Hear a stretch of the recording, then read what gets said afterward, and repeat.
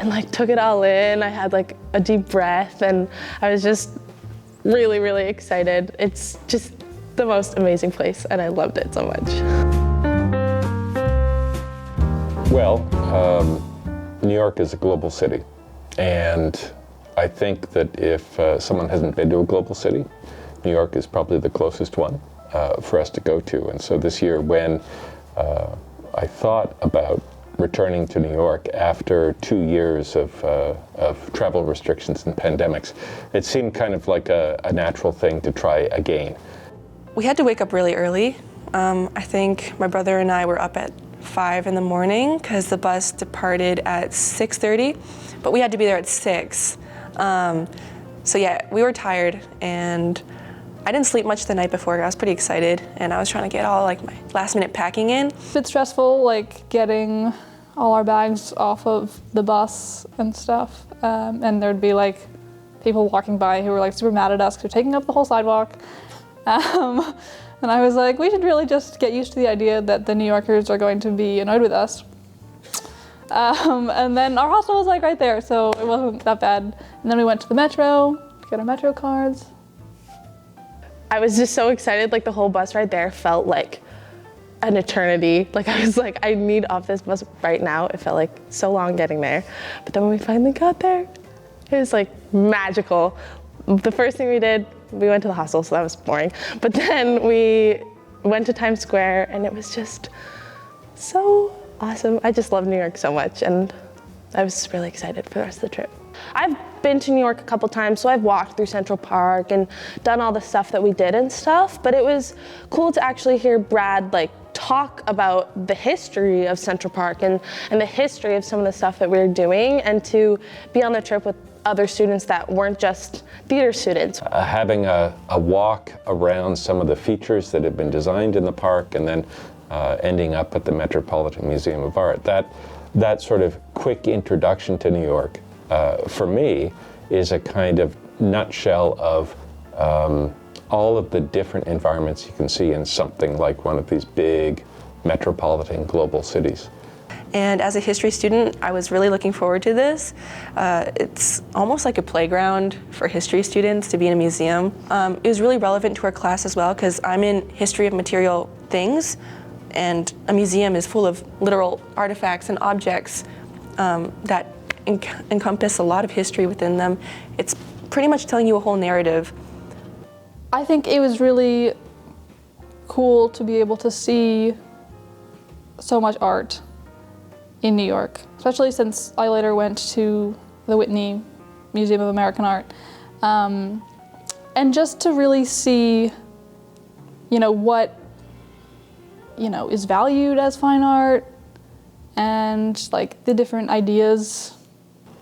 Another tour that I like is the walk from our neighborhood in Chelsea along the High Line, exploring some of the features of gentrification that have gone on in what used to be an industrial neighborhood, now to some of the most expensive real estate in all of Manhattan.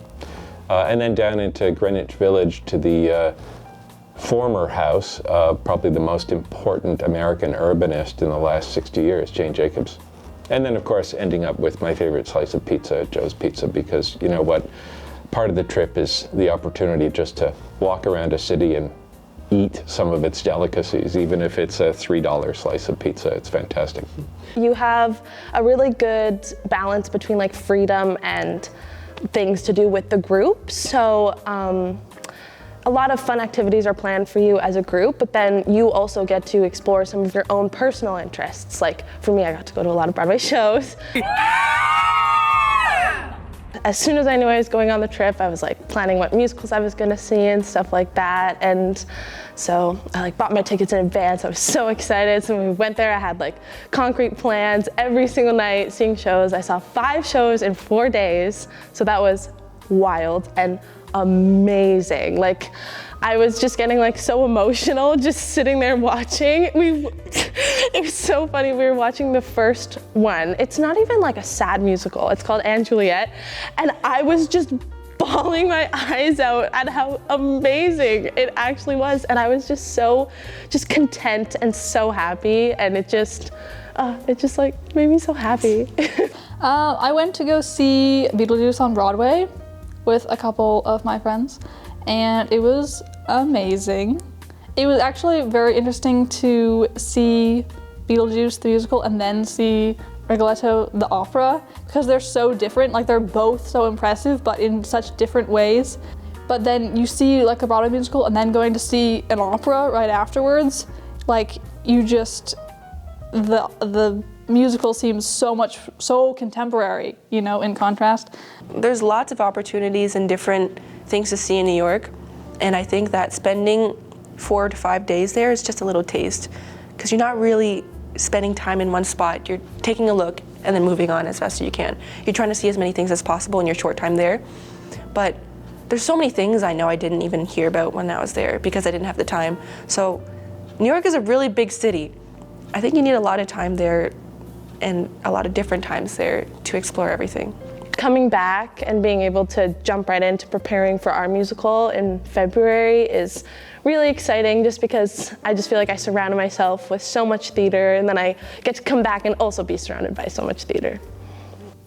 Especially if you haven't traveled a lot, New York City, well, can be quite overwhelming, but it just puts into such a stark contrast everything that you might be doing here at STU. I think, you know, even if you don't do a lot, you're still doing a lot. Just like being there, walking around, trying to like figure out where you are, where you're going, it's very engaging.